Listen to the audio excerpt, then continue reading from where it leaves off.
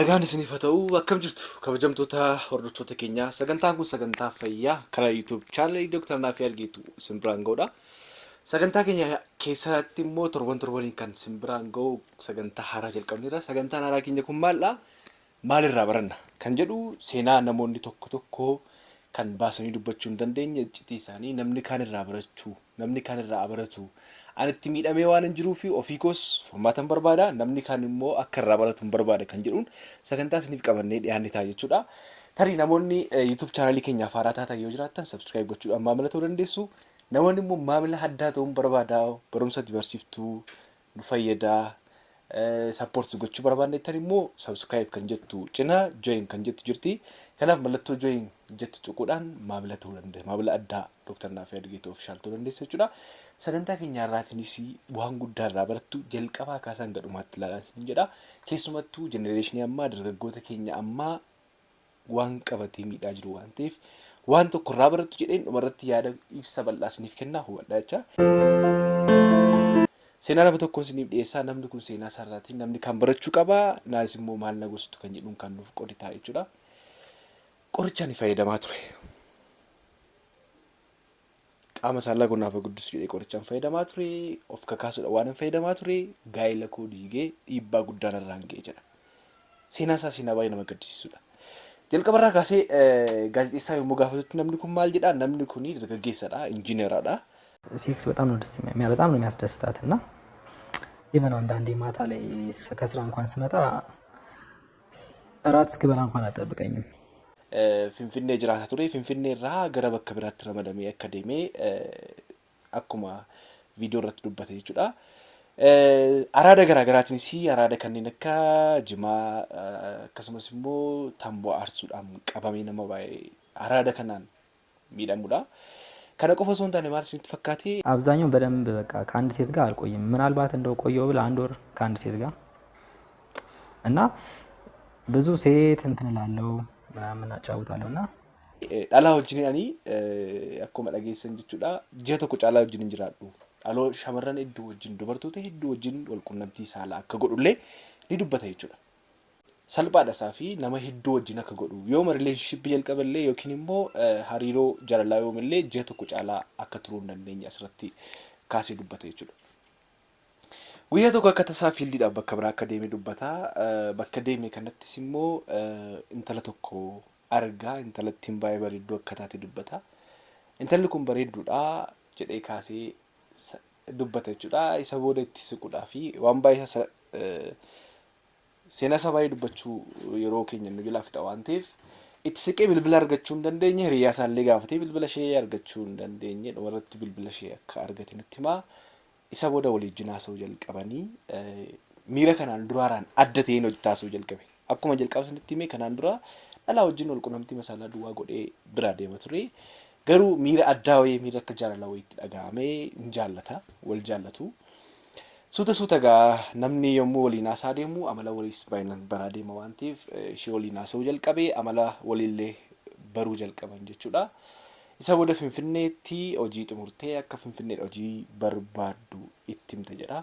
Inni akka isheen dhuftu isheetti himaa mana isaallee waliin jiraachuu akka danda'an yommuu itti himutti baay'ee akka isheen gammaddee kaasa jechuudha. Dhumarratti waliin jiraachuu akka jalqaban sagantaa keenya irratti ni hubanna jechuudha. Waliin jiraachuu jalqabanii suuta maalidha? Walqunnamtii saalaa irratti yogguu torban waliin jiraachuu jalqabanii walii galteen dhiba. Maalidha? Daqiiqaa tokko gad faatti akka fixuu qaamni isaas immoo dafee akka hin kaaneefis immoo dubbata. Suuta itti himuu jalqabde isheen baay'ee akka ittiin gammanne fedhii isheetu fixatanii dafee akka fixatu irra deddeebitee itti himuu jalqabde. Dhoksaadhaan qorichoonni qaama saalaa kaasan jedhamanii ogeessa fayyaan kennaman jiru. Keessumaa yeroo ammaa kana dargaggoonni keenya baay'een sababa kanaan miidhamaa jiru. Qoricha kana fudhatee fayyadamuu jalqabee amma tokkotti fooyyessee amma tokko garuu jijjiirama waaraatti finnee dhumarratti sammas maal godhaa isheetti nimu isheen baay'ee mabaqaa keessaa baaftee itti dubbachuu jalqabde. Fedhii walqunnamtii saalaa baay'ee qabdi. Even maal jedhaa ሴክስ በጣም ነው ደስ የሚያለው በጣም ነው የሚያስደስታት እና ኢቨን አንዳንዴ ማታ ላይ ከስራ እንኳን ስመጣ እራት እስክበላ እንኳን አጠብቀኝም። በቃ ትመጣና አንገቴ ስር እየገባች ትስመኛለች፣ ትነካካኛለች፣ ወደ ሙድ ውስጥ ታስገባኛለች እና በጣም ነበር የምትወደው። ግን hojiidhaallee yommuu galuu utuun dadhabee dhufullee morma koo fayyada dhuftee dhungatti miila keessa galtii akkan seeksii wajjin godhu barbaaddi jedha. Isa booda maaltu ta'a? Ammas gammachiisuu hin dandeenye qoricha kan biraa tokko jira Aveenaafil kan jedhu tokko fudhadheen turedha. Qorichoonni kunniin faarmaasii irraa wayinaan gurguramu. Qorichi kuni yeroodhaaf fudhadhee ammas naa ta'uu didee asirratti kan dubbatu. Jijjiiramni wayii jira. Qaama saalaa guddisa bifa karaa teelegiraamiidhaan gama feesbuukiidhaan even suuraa keenya illee fayyadamanii namoonni baay'ee maxxansa isaanii jiraachuu danda'u. Gaaffii ijoolleen dhiiraa dargaggoonni na gaafatan keessaa gaaffiin tokko illee kana. Qoricha kanneen iskiriinshuut godhanii itti dhufu keessaa jechuudha. Mee waa'ee isaa dhumarratti maal akka ta'e ilaalla. Siinichi maal ta'e? Dhumarratti maalitti himu kuniin ta'uu ammoo kan dibatamu jira. Taayitaanik jeel kan jedhu baay'een keessan gaaffii dhiironni baay'een gaafatan waan ta'eef kana dibadhu jedhanii gorsuun. Dibachuu jalqabe yeroodhaa fi akkuma beekamu qorichoonni kunniin dhiigni gara naannoo qaama saalaa deemu akka dabalu gochuudhaan qaama saalaa kaasu ka'uu danda'u malee hin guddisa miti. Yeroo baay'ee namoonni baay'een saayiziin isaanii dabala jedhanii kan yaadamaa jiru waan ta'eef waa'ee kana ilaalchisee viidiyoo yuutuubii irratti hojjedhee jira baay'een keessa ilaaluu dandeessu. Isa booda maaldhaa gurbaan kun maal godhaa dibachuu jalqabe yeroodhaaf itti waan godhee torban lama booda waan addaa fudhatte arguu jalqabe. Tasuma inni kanaan dura daqiiqaa tokko qaamni isaa ka'uu didee qaama isaanii yaala ka'uu didee isheen immoo dhumarratti bakka jibbuu jalqabdee sagalee ol kaafteetti dubbachuu jalqabdee akka dubbattuu jalqabdeetti himaa irra deddeebi'eetti mee waan godhamee dipirees ta'eera. Namoota baay'ees immoo haasofsiisuuf akka yaalee dubbata. Namoota baay'ee haasofsiisuuf yommuu yaalutti maal ta'a? Namoonni baay'een isaanii araada dhiisii sirriidha. Araadni fiduu danda'a. Dhumarratti ibsa xiqqoo sidiif hin kenna jedheera. Araadni yookiin immoo sisiiwwan garaagaraa kanneen akka tamboo aarsuu fa'aa jimaa fa'aa kuni hir'isuu danda'a. Ni hir'isa waan ta'eef effektii tokko ta'uu mala. Garuu dhumarratti maal gooti bakka baay'ee jibbuu jalqabdi. Even keessuma baaftee waan ta'an wandana akkuma jettu kanaati amma dhiiradhaa jettee amma baastee dubbachuutti geessu jalqabde jechuudha. Maal godha kan si dhibu gaafa daqiiqaa tokko gidduutti jalaa kufaa ka'uu hin danda'u deebi'ee quba koon illee qaama ishee tuttuqee gammachiisaa irraa fixachiisa turedha. Kana godhaa fayyadamaan turedha. Qoricha sana fayyadamuu yommuu jalqabe torban lamaa fi amma tokkotti gammadaa dhufteetti bakka jijjiirama addaa irratti argitee turteetti doo jijjiirama addaa irratti argitee dhoksee fayyadamaa ture waan ta'eef gaafachaa turteetti illee maalidha naan nan fooyyessee bakka jedhee yeroo itti dubbatu argina jechuudha. Gaggabaabsine kan seenaa sanitti maaru seenaa isa dheeraa waan ta'eef isa booda garuu qorichi suni ni dibata sunis ni liqinfamu sunis torban lama booda qaamni isaa akka dhiibbaa irratti ture saayid effektii garaagaraa qaba waan ta'eef yeroo dheeraa akka fayyadamaniif hin gorfamu. Dhiibbaa irratti fidee tokkoffaa jecha isheen ittiin jettu kunis immoo dhiibbaa irratti dhumaa dhufe jechuudha. Isa booda maal gooti? Dhoksaadhaan nama biraa jiraasuu jalqabdi. Guyyaa tokko hojiif hin deemedha. በምሳ ሰዓት ላይ ቀን እንደ ድንገት መጣሁኝ። ደክሞኝ ነበር በጣም የሆነ ሳምንቱን በጣም ከባድ ስራ እየሰራሁ ስለነበር ያው የሳይንስ ስራ በጣም ከባድ ነውና ያን ቀን ያው ዝም ብዬ አቋርጬ ነበር የመጣሁት። በጣም ደከመኝና ከቤት ስገባ የለችምና አንድ ላጤ ያለ የምኖርበት ግቢ ሌላ ወንድ ላጤ ያለና ገብቼ ተቀመጥኩ። ከዛ በሩ ሲከፈት ሰምተው ይሆን አላውቅም ከሱ ክፍል ስወጣ አየኋት። ላጤ ካልኩ ማለት ነው። ያው የገባችበት ምንም ሌላ ነገር ሊኖር አይችልም ብዬ ነው የማስበው። ማለት ያው ደንግጣ ነበር ስትመጣ እንዴት መጣ ምናምን ነበር ያለችኝ። tokko battala hojiif deemutti maaltu ta'a?